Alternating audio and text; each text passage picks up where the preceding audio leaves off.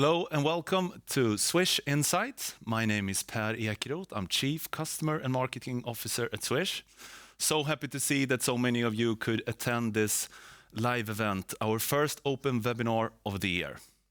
So as you all know, the pandemic has changed our lives completely. The way we work, the way we travel, and of course also the way we pay. So today you will be able to meet my brilliant colleague, Robin Hjelte, who is Head of Analytics at Swish. He will summarize the year and also give you a deep dive on payment trends within the Swish ecosystem.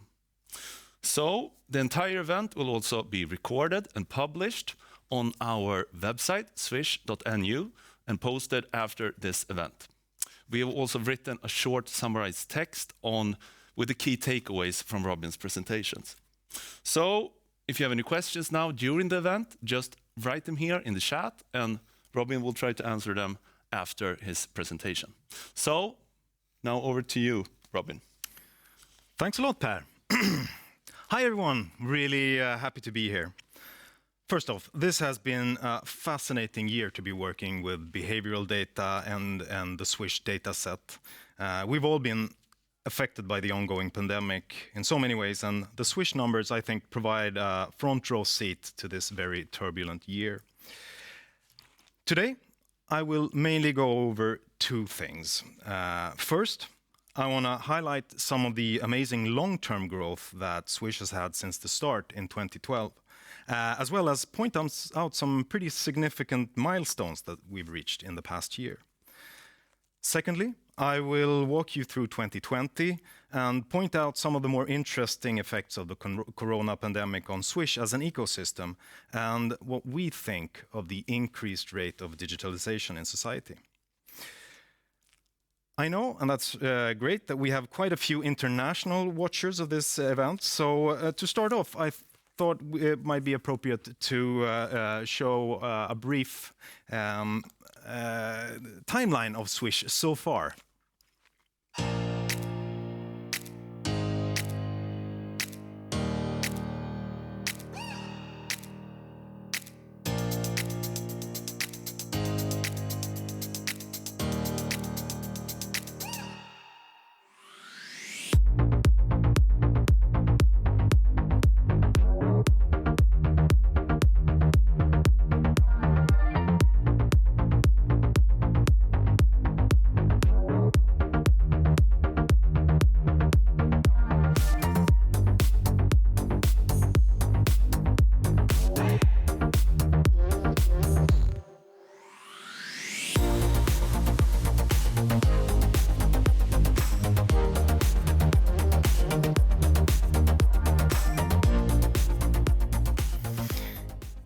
In just a few years' time, Swish has turned the Swedish payment landscape upside down.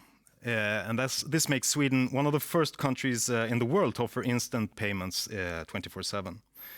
Enabling people to Swish for their shared meal, the train ticket, to charity, for the shopping online, the parking, or the grocery shopping. And I think this is a pretty cool graph as well. According to the latest report, Payments in Sweden 2020 from the Swedish National Bank, Swedes now use Swish more than cash. 75% of the Swedish population has used Swish as a payment method in the last 30 days. And the way Swish works is that we, at the company Get Swish, build the app and provide the technology behind operating the Swish system.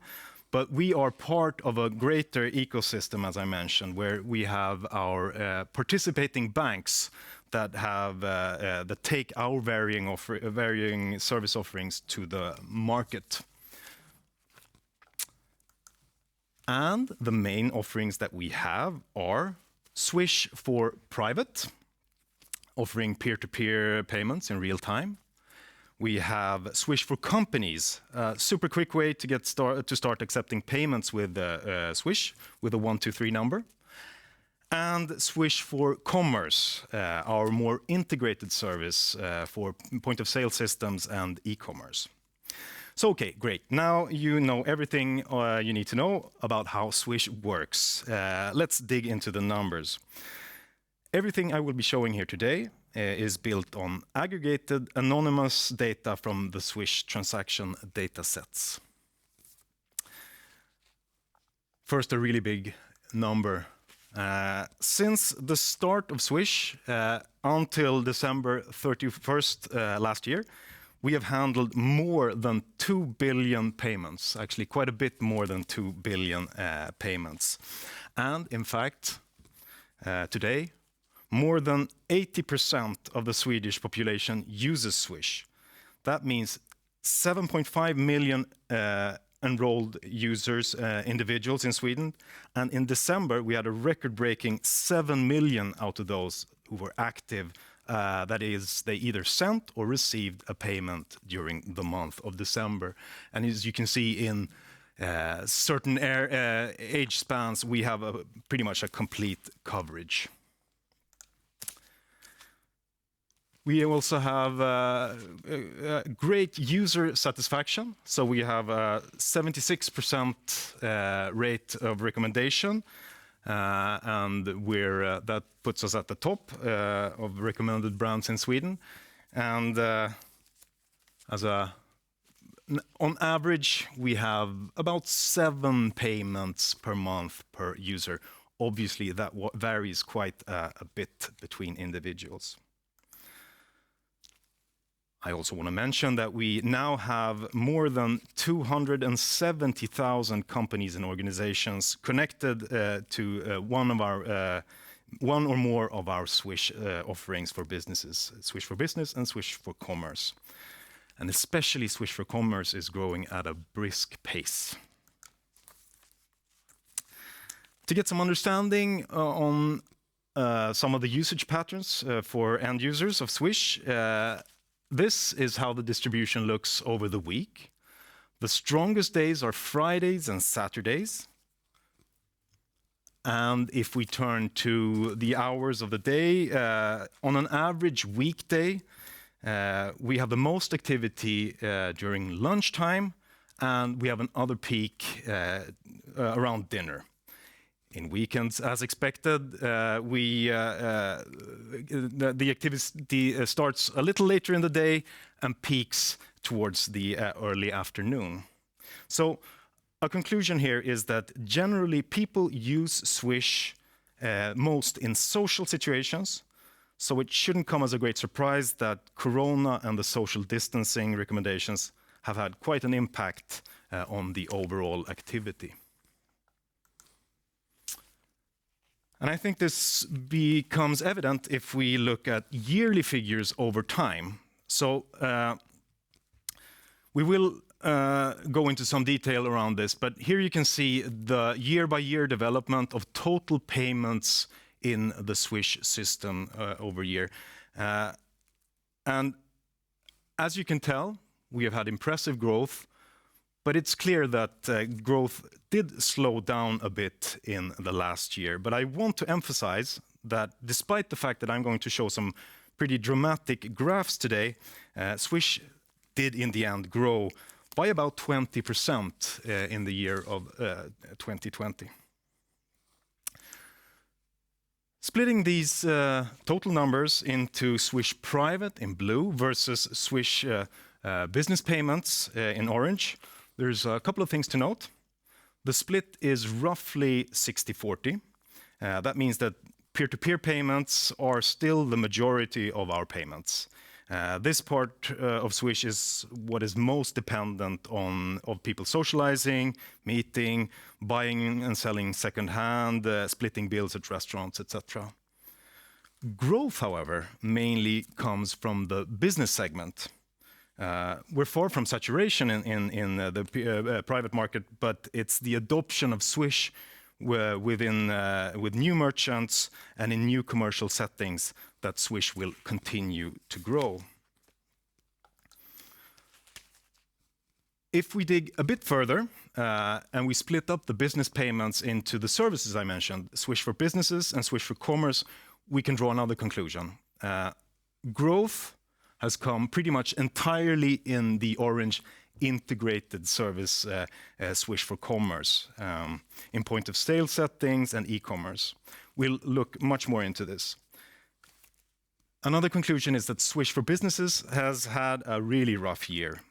Almost zero growth year over year. That's not shocking given the extraordinary circumstances, as this is where we find many of the smaller businesses, organizations, charities, and sports clubs that have been forced to cancel much of their activities during the year. We're also beginning to see a shift where businesses are moving from the less complex cash replacement functionality of Swish to integrate deeper into their system. So we have a movement from Swish for Businesses to Swish for Commerce as well. Okay, now we're getting more into the nitty-gritty stuff, and we'll dig deeper into this past year. Again, since Swish is still growing substantially, we will mostly be looking at growth figures, specifically year-over-year growth per month in 2020. So to start, here we have a view of month-by-month figures for total number of payments per month in 2019. So you can see we have a nice growth path, but it also gives a decent visual indication of relatively weak versus relatively strong months in the year, that is seasonal effects. So you can see the year usually starts out pretty weak. January and February are the worst months. Another thing to note is that we usually see a little dip in July during the summer when most Swedes are on vacation. And now I'll be adding 2020, but I'll actually pause in February. And here you can see, to make a long story short, 2020 started really strong. January and February are always relatively slow months, but we still had quite some growth. And this is illustrated by this orange line. And this is the orange line here will be the main indicator that we will be looking at.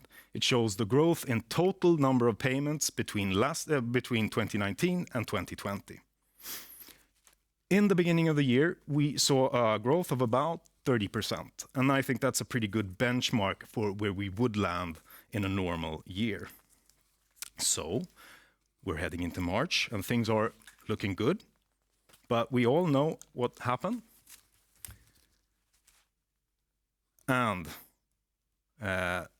things had been heating up around Corona already towards earlier, but somewhere around the 12th of March is where we saw the effects strike with full force. And I think this movement speaks volumes. From a 34% growth in February, we saw a dip down to 7% at the lowest point in April. Again, it's worth noting that this is a slowdown in growth. It's not a contraction in activity in absolute terms. So we have grown and continue to grow the entire period we will be looking at, but we should see this growth considering the start of the year as a benchmark. So in March and April, the simple 1 to 3 business payments hit an all-time low for obvious reasons. All public gatherings and sporting events were cancelled. Peer-to-peer payments also got hit pretty bad with the effects of cancelled events, increased social distancing, and stay-at-home policies in the workplace. But one of the effects that had the most impact was on travel. Here, we're looking at a graph of daily average payments in the travel industry. And in just a matter of days, the number of payments dropped by 60%. And it's worth noting that Swish is really strong in both public transport as well as long-distance travel, national travel by train and bus. So when the recommendation from the health authorities came to stay at home, we could see that immediately.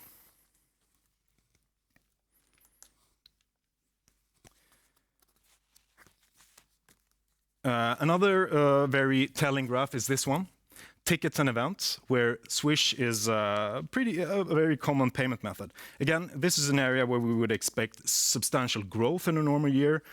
Instead, this industry fell by 65%. But not all numbers were pointing in the wrong direction. We have a couple of interesting other trends. On the peer-to-peer side of things, this is one of the graphs that we are most proud of at Swish.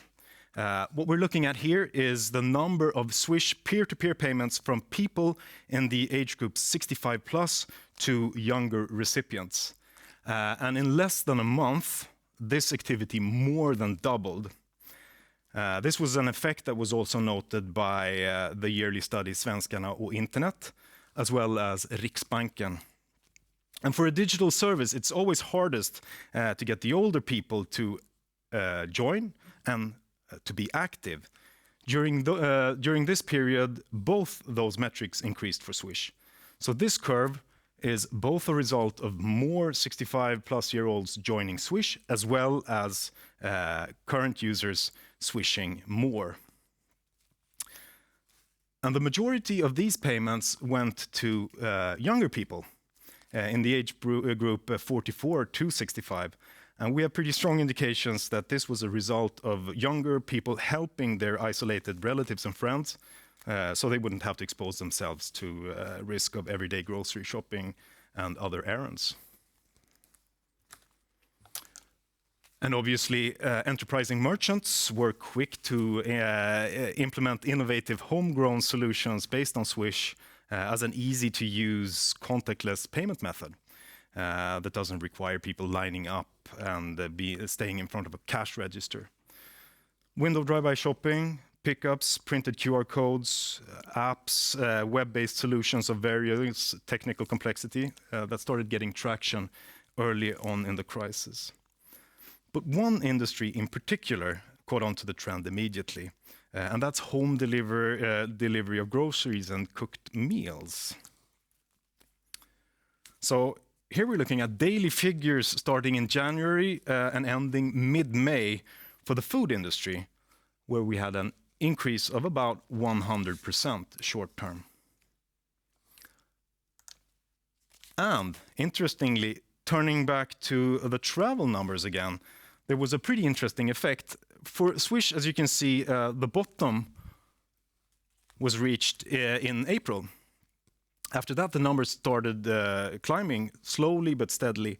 And I think one of the important factors here is that most travel payments with Swish are single trip as opposed to longer period tickets. And in uncertain times, that had a relative strength in this industry. Another important factor, of course, is that people stayed in Sweden during the summer vacation and traveled far less abroad than other years. Going back then to the growth numbers, all this meant that the summer, especially the month of July, was pretty great for Swish.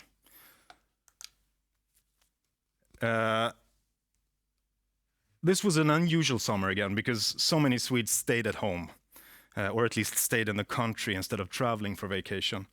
And we didn't at all see the usual downturn in payments due to vacations as a result. The summer was also a period where activity in terms of daily active users reached a new higher level. When the year started, we had about 1.1 million daily active users in Swish. This fall, we have had about 1.3 million active users, daily active users on average, and that's a pretty significant increase. This, I think, is one of the most promising indicators for Swish. I mentioned older people using Swish more frequently. This, plus a higher availability of Swish as a payment method, means that the behavior is starting to shift in favor in more and more to Swish's favor in more and more situations. Okay, so summer was, all things considered, pretty good for Swish, and the fall started out okay as well, below normal levels, mainly due to the fact that so many activities that are typical for this season were cancelled. Sporting events, back-to-school activities, second-hand buying and selling, and of course, many people working from home. So this was the growth curve for the period. We had a huge day for Swish in September. Payday in September marked several new all-time highs for us. This was the first day we went over 3 million payments in a single day, 3.1 million in fact.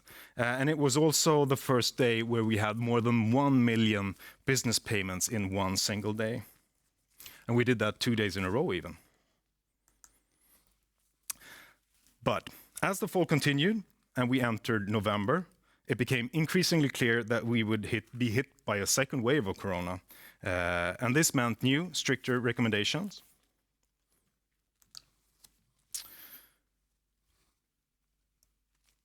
As you can tell, growth didn't fall as much as it did in the spring, but the effect was obvious.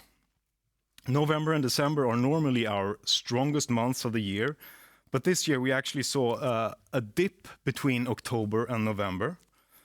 December did pick up pace a bit, but we almost reached 60 million payments in 1 month.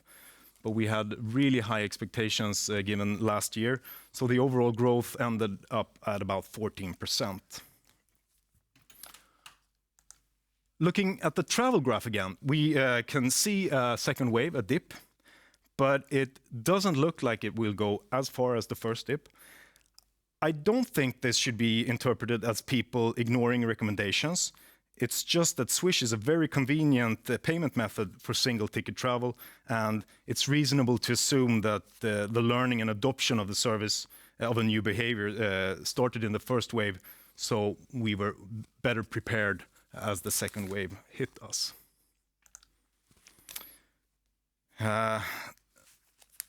Looking at tickets and events, we did see some slow recovery in the summer, but again, this industry was hit badly by the second wave and is down to levels we saw early on in the crisis. As for the activity of 65-plus-year-olds, after the initial surge that I mentioned in the beginning of the year, activity levels settled on a new higher level, and we also saw another surge towards the end of the years. But there's also a Christmas effect in this one, as Swish is a very popular Christmas gift from grandparents.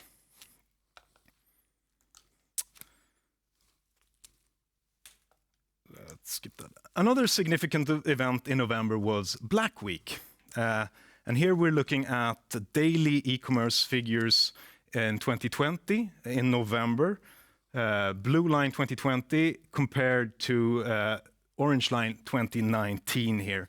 And as you can see, even on a normal day, we had a considerable uplift in e-commerce figures. But it's also impressive to note that Black Week was even stronger this year than in 2020 than the year before.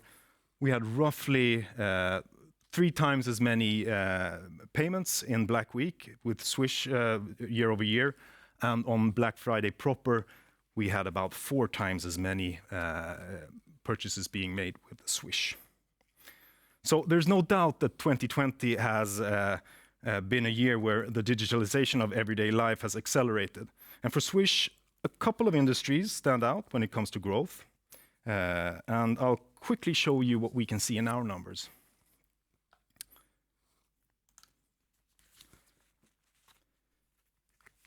This is the clothing industry. That comes in at an average growth of about 35%, but it's a heavy skew towards the end of the year, reaching almost 80-90% towards the end of the year.